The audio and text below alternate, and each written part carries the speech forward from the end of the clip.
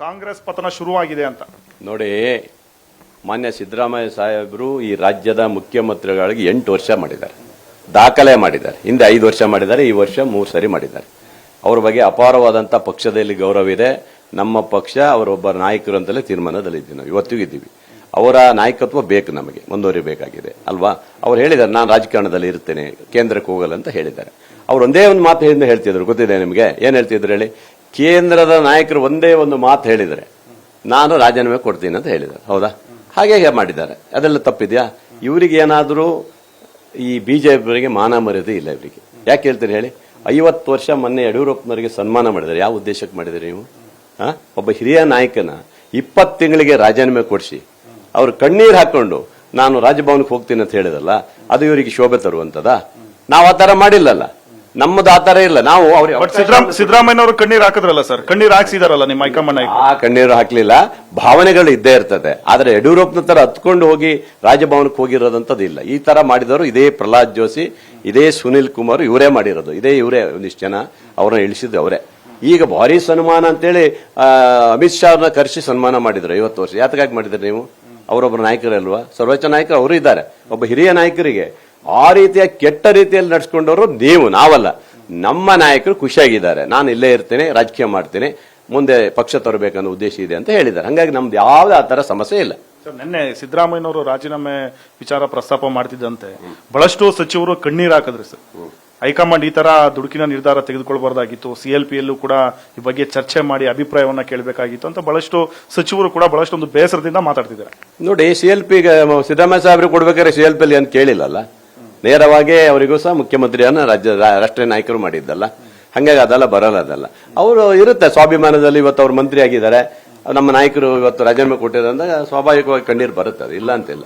ಅದನ್ನೇ ದೊಡ್ಡ ಮಾಡ್ಲಿಕ್ಕೆ ಆಗೋದಿಲ್ಲ.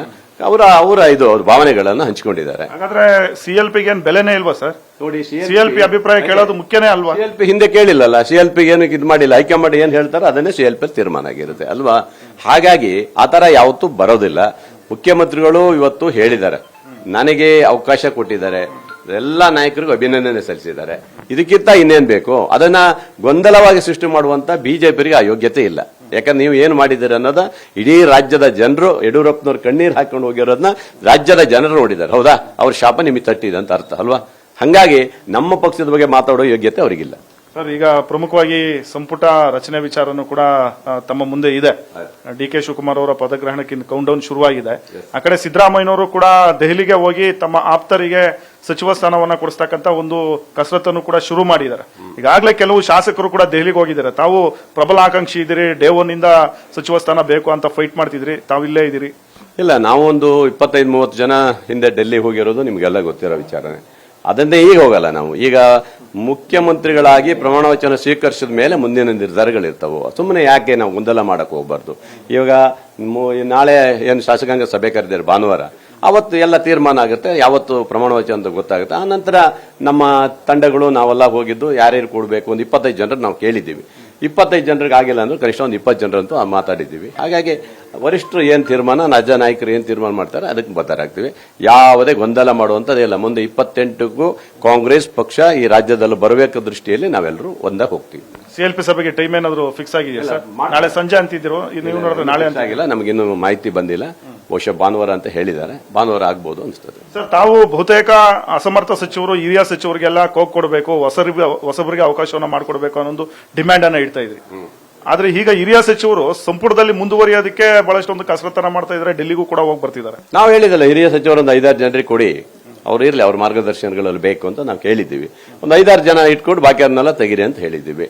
ಹಂಗಂತೇಳಿ ಎಲ್ಲರಿಗೂ ಕೊಡ್ಲಿಕ್ಕೆ ಆಗೋದಿಲ್ಲ. ಯಾಕಂದ್ರೆ ಅವ್ರಿಗೆ 3 ವರ್ಷ ಅವಕಾಶ ಕೊಟ್ಟಾಗಿದೆ. ಇನ್ನು ಇರೋ 2 ವರ್ಷದಲ್ಲಿ ಯುವ ಜನತೆ ಕೊಡಬೇಕು, ಯುವ ನಾಯಕರಿಗೆ ಕೊಡಬೇಕು, ಯುವ MLA-ಗಳಿಗೆ ಕೊಡಬೇಕು. 3 ಸರಿ ಗೆದ್ದವರು ಬಹಳ ಜನ ಇದ್ದಾರೆ, 4 ಸರಿ ಗೆದ್ದವರು ಇದ್ದಾರೆ. ಸೀನಿಯಾರಿಟಿ ಮೇಲೆ ಕೊಡ್ಲಿ ಅಂತ ಕೇಳ್ತಾ ಇದ್ದೀವಿ ಅಷ್ಟೇ. ನಾವೇನ್ ಬೇರೆ ಏನು ಒತ್ತಡ ಹಾಕಿದ್ದು ಇವೆಲ್ಲ ಇಲ್ಲ. ಅವಾಗ ಸಂಪುಟ ರಚನೆ ಮಾಡಿ ಅಂತ ಒತ್ತಡ ಹಾಕಿದ್ವಿ. ಈಗ ಮುಖ್ಯಮಂತ್ರಿಗಳು ರಾಜೀನಾಮೆ ಕೊಟ್ಟ ಮೇಲೆ ಹೊಸ ಸಂಪುಟನೇ ಆಗ್ಬೇಕಲ್ಲ, ಅದಕ್ಕಾಗಿ ಎಲ್ಲರನ್ನು ಪರಿಗಣಿಸಿ ಅಂತ ಕೇಳಿದ್ದೀವಿ. ನಮಗೆ ವಿಶ್ವಾಸ ಇದೆಯಾ ಸರ್, ಡಿ.ಕೆ. ಶಿವಕುಮಾರ್ ಅವರ ಸಂಪುಟದಲ್ಲಿ ನಿಮ್ಗೆ ಸ್ಥಾನ ಸಿಗುತ್ತೆ ಅನ್ನೋ ಒಂದು ವಿಶ್ವಾಸ ಇದೆಯಾ? ನನಗೆ ವಿಶ್ವಾಸ ಇದೆ, ಖಂಡಿತ ಸಿಗುತ್ತೆ ಅನ್ನೋದು. ಯಾಕಂದ್ರೆ ನಾನು ಸಹ 3 ಬಾರಿ MLA ಆಗಿ ಒಬ್ಬ ಈಡಿಗೆ ಸಮಾಜದ ನಾಯಕರಲ್ಲಿ ಒಬ್ಬಾಗಿದ್ದೀನಿ. ಹಾಗಾಗಿ ನನಗೊಂದು ಹಿಂದುಳಿದ ವರ್ಗ, ನನಗೊಂದು ಅವಕಾಶ ಕೊಡಿ ಅಂತ ಕೇಳ್ತಾ ಇದ್ದೇನೆ ಅಷ್ಟೇ. ಸರ್, ಈಗ ಡಿ ಕೆ ಶಿವಕುಮಾರ್ ಅವರು ಸಿಎಂ ಆಗ್ತಿದ್ದಾರೆ. ಅವರು ಪ್ರಮುಖವಾಗಿ ಈಗಿರ್ತಕ್ಕಂಥ ಗ್ಯಾರಂಟಿಗಳ ವಿಚಾರದಲ್ಲಿ ಒಂದ್ ರೀತಿ ಆರ್ಥಿಕ ವ್ಯವಸ್ಥೆ ಟ್ರ್ಯಾಕ್ ತಪ್ಪಿದೆ ಅಂತ ಹೇಳಲಾಗ್ತಾ ಇದೆ. ಡಿ ಕೆ ಶಿವಕುಮಾರ್ ಅವರು ಅದನ್ನೆಲ್ಲ ಟ್ರ್ಯಾಕ್ ತರ್ತಾರ? ಕೇಂದ್ರದಲ್ಲೇ ಟ್ರ್ಯಾಕ್ ತಪ್ಪೋಗಿದೆ, ರಾಜ್ಯದಲ್ಲಿ ಏನಾಗಬೇಕಾಗಿದೆ ಎಲ್ಲ ಮಾಡ್ಲಿಕ್ಕೆ ಅವಕಾಶ ಇದೆ. ಡಿ ಕೆ ಅವರು ಇರ್ಬೋದು, ಇನ್ನೊಬ್ರು ಇರ್ಬೋದು, ಬಹುಶಃ ಯಾರು ಮುಖ್ಯಮಂತ್ರಿ ಆಗ್ತಾರೆ ನಮ್ಗೆ ಇನ್ನೂ ನಿರ್ಧಾರ ಆಗಿಲ್ಲ. ಆ ನಂತರ ಹೇಳ್ತೀನಿ, ಖಂಡಿತ ನಮ್ಮ ಸರ್ಕಾರವನ್ನ ಚೆನ್ನಾಗಿ ನಡೆಸ್ಕೊಂಡು ಹೋಗುವಂತ ವ್ಯಕ್ತಿತ್ವದಲ್ಲಿ ಯಾರು ಬೇಕೋ ನಡೆಸ್ತಾರೆ. ಯಾಕಂದ್ರೆ ಎಲ್ಲಾ ಕೇಂದ್ರದಲ್ಲಿ ಸರಿ ಇದೆಯಾ? ನಿನ್ನೆ ಮುಖ್ಯಮಂತ್ರಿಗಳು ಹೇಳಿದಲ್ಲ, ಕೇಂದ್ರದ 3 ವರ್ಷದಲ್ಲಿ ಇವತ್ತಿಗೂ ನಮಗೆ ಬರಲಿಲ್ಲ, 19,000 ಕೋಟಿ ಇನ್ನೂ ಬರಲಿಲ್ಲ ಅಂತ ಹೇಳಿದಲ್ಲ. ಹಾಗೆ ಅವ್ರದ್ದು ಟ್ರ್ಯಾಕ್ ತಪ್ಪೋಗಿದೆ. ಹಾಗಾಗಿ ನಾವು ಸಾಲ ಮಾಡಿರೋದು ನಮ್ಮ 3 ಲಕ್ಷದ ಇದರೊಳಗೆ ಮಾಡಿರುವಂತದ್ದು ಹೇಳಿದ್ದಾರೆ. ಹಾಗಾಗಿ ಯಾವುದೇ ಆತರ